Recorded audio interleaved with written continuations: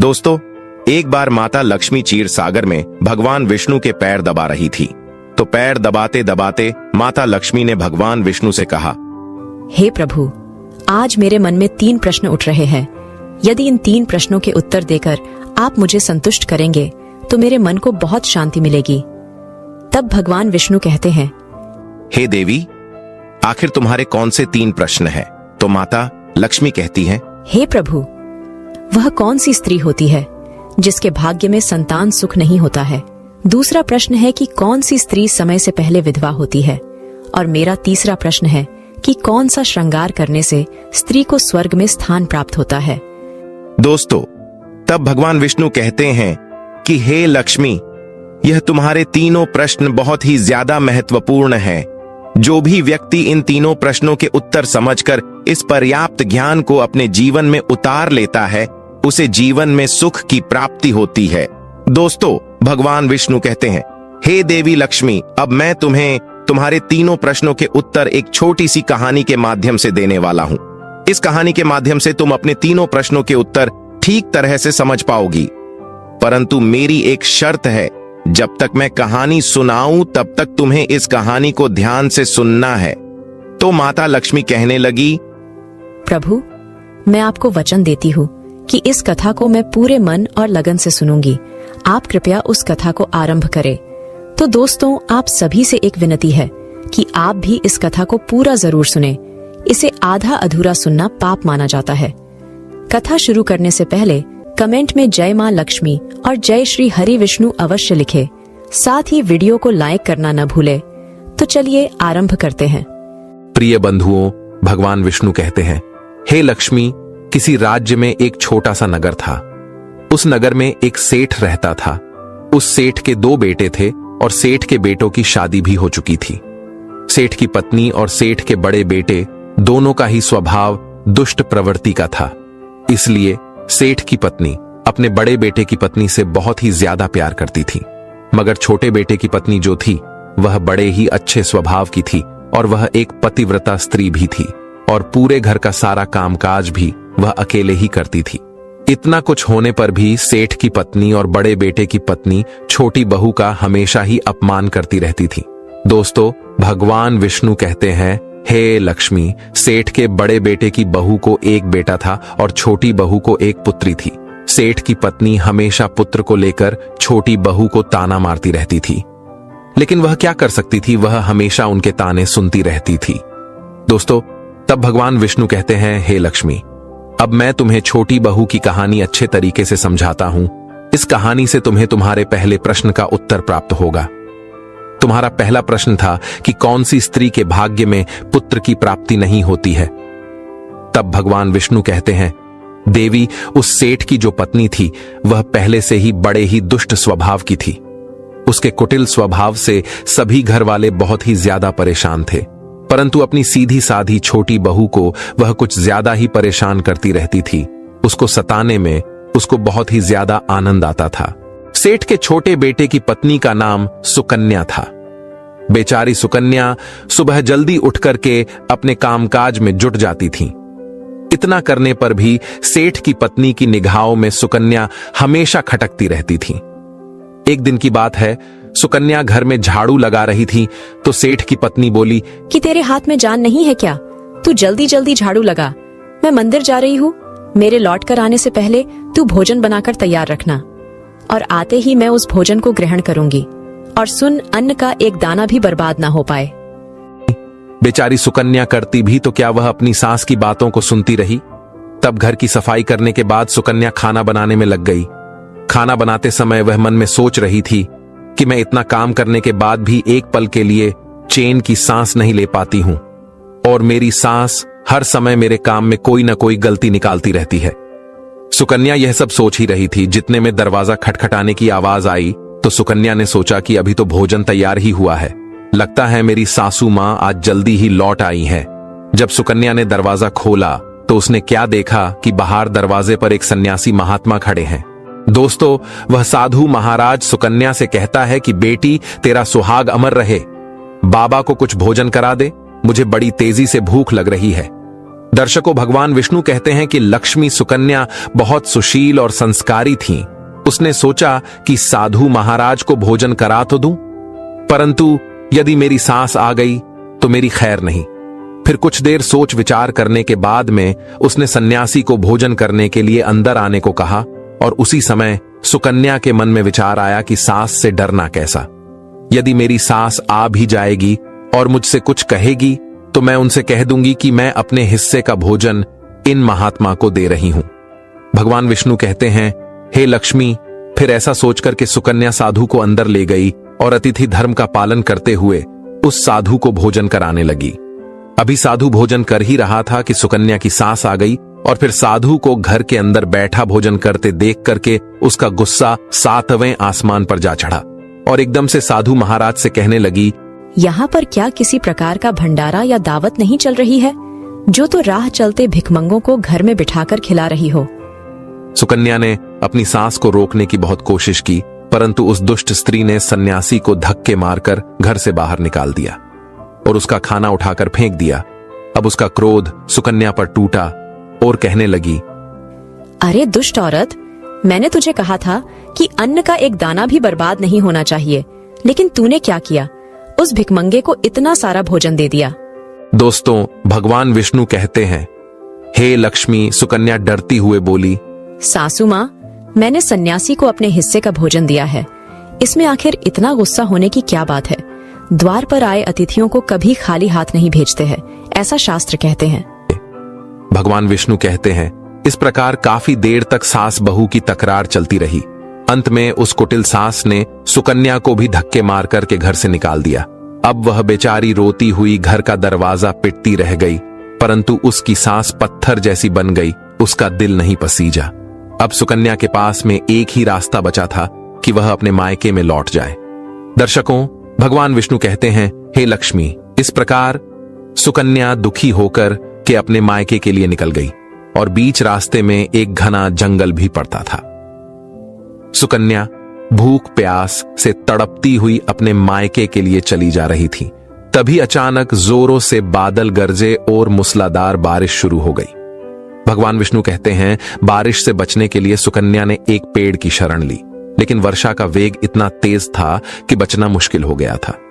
अब उसी पेड़ की जड़ में एक कोटर बना था। सुकन्या यह सोचकर उसमें घुस गई कि बारिश रुकने के बाद में वह बाहर निकल आएगी और जब तक वर्षा हो रही है वह कोठर के अंदर बारिश से अपनी सुरक्षा कर सकती है। दर्शकों, भगवान विष्णु कहते हैं, हे लक्ष्मी। जब सुकन्या उस पेड़ के कोटर में घुसी तो उस कोटर के अंदर उसे एक साधु मिले। फिर संत ने कहा, बेटी रोना बंद करो। मुझे मालूम है कि तुम्हारे घर वाले तुम्हारा अनादर इसलिए करते हैं कि वह दुष्ट प्रवृत्ति के हैं और तुम्हें ताना इसलिए मारते हैं कि तुम्हारी जेठानी को पुत्र की प्राप्ति हो गई है और तुम्हें अभी तक पुत्र की प्राप्ति नहीं हुई है। इसलिए तुम चिंता मत करो, मैं तुम्हें एक पर्ची देता हूं। इस पर्ची में जो उपाय लिखा है उसे पूरी निष्ठा से करना और फिर तुम्हें एक गुणवान पुत्र प्राप्ति होगी। दर्शकों, इस प्रकार वह संत महात्मा पर्ची देकर वहां से अंतर्ध्यान हो गए। उधर जब वर्षा बंद हो गई तो सुकन्या को ढूंढता हुआ उसका पति वहां पर पहुंच गया और फिर सुकन्या मायके न जाकर उसी जंगल में एक कुटिया बनाकर रहने लगी। भगवान विष्णु कहते हैं, हे लक्ष्मी। एक दिन की बात है, सुकन्या को पुत्र का ख्याल आया और सोचने लगी कि यदि मेरे पास में भी एक पुत्र होता तो ससुराल में मेरी भी इज्जत होती। वह ऐसा सोच ही रही थी कि उसे संत की दी हुई वह पर्ची याद आ गई और जब सुकन्या ने पुत्र प्राप्ति के लिए उस पर्ची को पढ़ा तो उसमें लिखा था कि बेटी पुत्र प्राप्ति के लिए हमेशा स्त्री को रात्रि के समय पुरुष के बाईं तरफ सोना चाहिए। ऐसा करने से कुछ समय के बाद में बाईं करवट लेटने से नाक का दायां स्वर और दाहिनी करवट लेटने से नाक का बायां स्वर चालू हो जाता है और फिर जब भी पुत्र प्राप्ति की इच्छा हो तो उस स्थिति में मिलन से पहले यह निश्चित कर लेना चाहिए कि पुरुष का दायां स्वर चलने लगे और स्त्री का बायां स्वर चलने लगे। उसी समय गर्भ धारण किया जाना चाहिए। ऐसा करने से निश्चित ही पुत्र की प्राप्ति होती है और इसके विपरीत नाक के स्वर चलने से पुत्री की प्राप्ति होती है। दर्शकों, पर्ची में आगे लिखा था कि मासिक धर्म शुरू होने के प्रथम 4 दिवस में मिलन से पुरुष रोग को प्राप्त होता है 5वीं रात्रि में मिलन से कन्या की प्राप्ति होती है। 6ठी रात्रि में मिलन से पुत्र होता है। 7वीं रात्रि में मिलन से बंध्या पुत्री होती है। 8वीं रात्रि में मिलन से ऐश्वर्यशाली पुत्र होता है। 9वीं रात्रि में मिलन से ऐश्वर्यशाली पुत्री होती है। 10वीं रात्रि में मिलन से अतिश्रेष्ठ पुत्र होता है। 11वीं रात्रि में मिलन से सुंदर व अच्छे संस्कार वाली पुत्री होती है। दर्शकों, भगवान विष्णु कहते हैं, हे लक्ष्मी, इस प्रकार उस सुकन्या ने 10वीं रात अपने पति से मिलन किया और गर्भ धारण किया। अब सुबह स्नान आदि क्रिया से निवृत्त होकर के पूजा पाठ करके सुकन्या का पति लकड़ी काटने चला गया। उसके पति के जाने के बाद तूफान आ गया।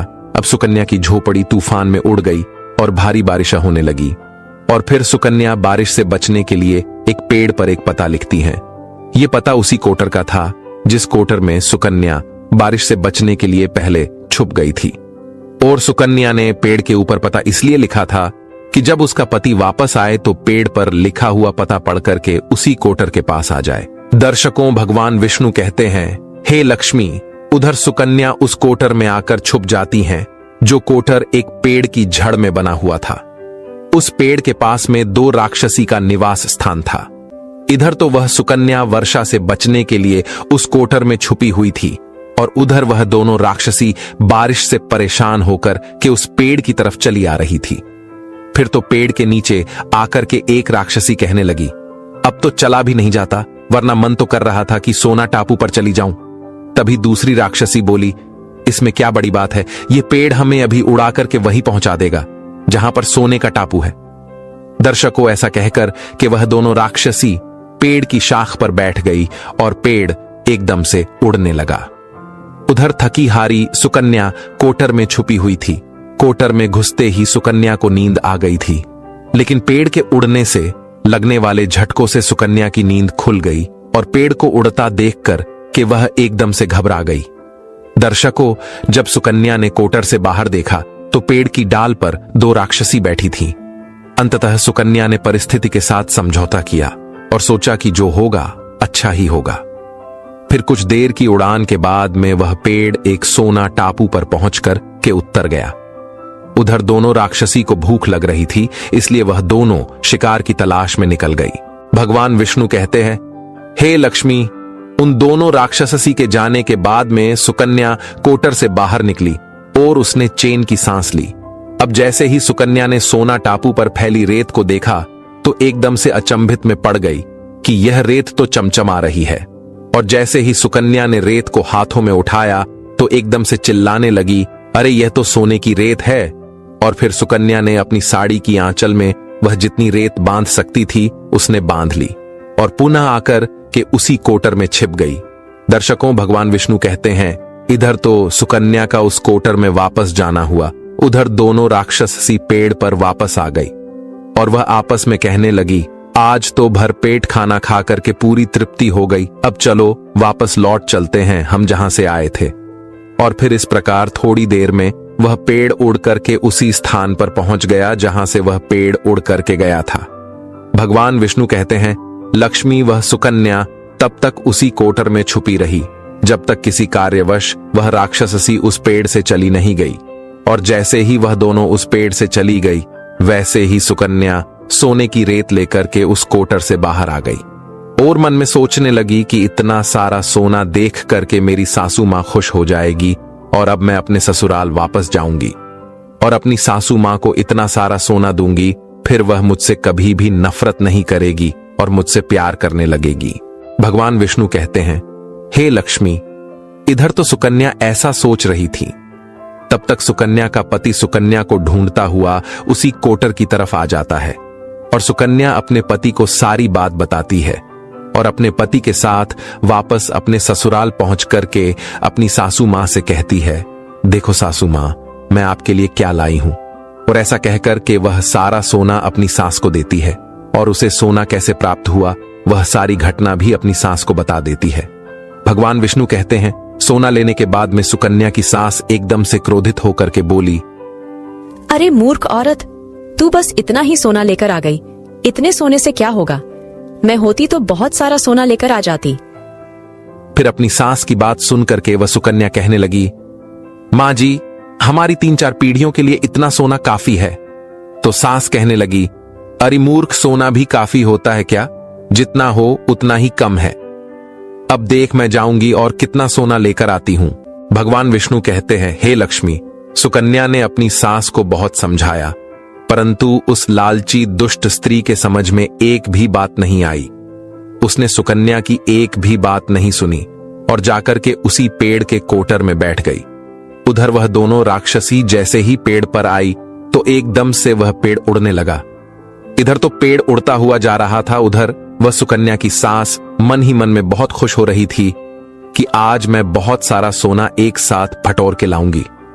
भगवान विष्णु कहते हैं, इधर तो सुकन्या की सास अपने मन में खुशियां मना रही थी। उसी समय एक राक्षसी कहने लगी, चलो आज स्वर्ण द्वीप पर न चलकर के मत्स्य द्वीप पर चलते हैं। आज मछलियां खाने का बहुत मन कर रहा है। और फिर जैसे ही राक्षसियों ने मछली खाने का मन बनाया, वैसे ही वह पेड़ मत्स्य द्वीप की तरफ उड़ चला। भगवान विष्णु कहते हैं, हे लक्ष्मी, इस प्रकार राक्षसियों की बात सुनकर के कोटर में बैठी वह लालची स्त्री स्वयं पर संयम नहीं रख सकी और एकदम से बोल पड़ी, अरे तुम सोना टापू क्यों नहीं जा रही हो? मत्स्य द्वीप मत जाओ, सोना टापू पर चलो। अब जैसे ही उस लालची स्त्री इतनी आवाज दी तो राक्षसियों ने समझ लिया कि इस पेड़ की कोटर में कोई जरूर छिपा बैठा है और उन्होंने एकदम से जैसे ही कोटर में प्रवेश किया और फिर जैसे ही उन दोनों राक्षसियों ने उस लालची स्त्री को देखा तो एकदम से उसे उठा करके पेड़ से नीचे फेंक दिया और धरती पर गिरते ही उस लालची स्त्री की मौत हो गई। अब जैसे ही सूचना उसके घर वालों को मिलती है तो उस स्त्री का पति यानी सुकन्या का ससुर सुकन्या के पास जाता है और उससे कहते हैं, बेटी, मैं तो उसे पहले से ही समझाता था कि तू ऐसा काम मत कर।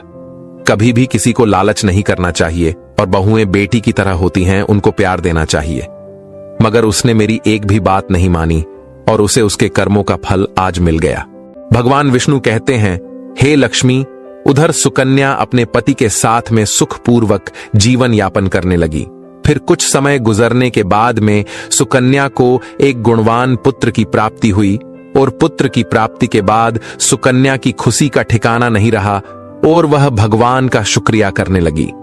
उधर सेठ के बड़े बेटे की बहू, जो हमेशा सुकन्या को पुत्र को लेकर ताने मारती रहती थी, जब सुकन्या को पुत्र की प्राप्ति हो गई और उसे धन भी प्राप्त हो गया, उधर सेठ के बड़े बेटे और बहू के दिन गरीबी में गुजरने लगे। तो सेठ की बड़ी बहू जाकर के सुकन्या के आगे हाथ जोड़ करके अपनी गलती के लिए माफी मांगने लगती है। सुकन्या एक बहुत ही दयावान स्त्री थी और बहुत ही मधुर संबंध वाली स्त्री थी, इसलिए वह अपनी जेठानी को माफ कर देती है और वह जो भी सोना लेकर आई थी उसमें से कुछ सोना वह अपनी जेठानी को भी दे देती है। इस प्रकार वह पूरा परिवार अच्छे से जीवन यापन करने लगता है। भगवान विष्णु कहते हैं, लक्ष्मी, इस प्रकार जब समय धीरे धीरे सुखपूर्वक व्यतीत होने लगा तो सेठ की बड़ी बहू का जो पुत्र था वह अवगुणी था, इसलिए उसने सारा धन अवगुणों में बर्बाद कर दिया और सुकन्या को जो पुत्र हुआ था वह बहुत ही गुणवान था। वह अपने जीवन में इतना आगे बढ़ा कि उसने अपने मां बाप का नाम रोशन कर दिया। और फिर जब सुकन्या और उसकी जेठानी का जीवन समाप्त हुआ तो सुकन्या को स्वर्ग की प्राप्ति हुई और उसकी जेठानी को नरक में स्थान मिला। भगवान विष्णु कहते हैं, लक्ष्मी, तुम्हारा पहला प्रश्न था कि कौन सी स्त्री के भाग्य में पुत्र नहीं होता, तो समझ लो संत के द्वारा दिए गए पर्चे के विपरीत जो कार्य करते हैं उनके भाग्य में पुत्र योग नहीं होता। लक्ष्मी, तुम्हारा दूसरा प्रश्न था कि कौन सा गहना पहनने से स्त्री या पुरुष की दर्दनाक मौत होती है, तो समझ लो वह है लालच रूपी गहना, जो सेठ की पत्नी ने पहना था और खूब सारा सोना लाने के लालच में कोटर घुस गई और राक्षसियों द्वारा नीचे फेंक दिए जाने के कारण सेठ की पत्नी की दर्दनाक मौत हो गई। इसलिए लालच रूपी गहना कभी नहीं पहनना चाहिए। लक्ष्मी, अब तुम्हारा तीसरा प्रश्न था कि कौन सा श्रृंगार करने से स्त्री को स्वर्ग में स्थान मिलता है, तो वह चरित्र रूपी श्रृंगार, यानी कि चरित्रवान और पतिव्रता स्त्री। सेठ की छोटी बहू सुकन्या की तरह मृत्यु के बाद स्वर्ग में जाती है, इसलिए हर विवाहित स्त्री को पतिव्रता और चरित्रवान होना चाहिए। दोस्तों, आपको यह कहानी कैसी लगी कृपया हमें कमेंट में जरूर बताएं। अगर आपको कहानी पसंद आई हो तो अपने मित्र बंधुओं के साथ जरूर शेयर करें।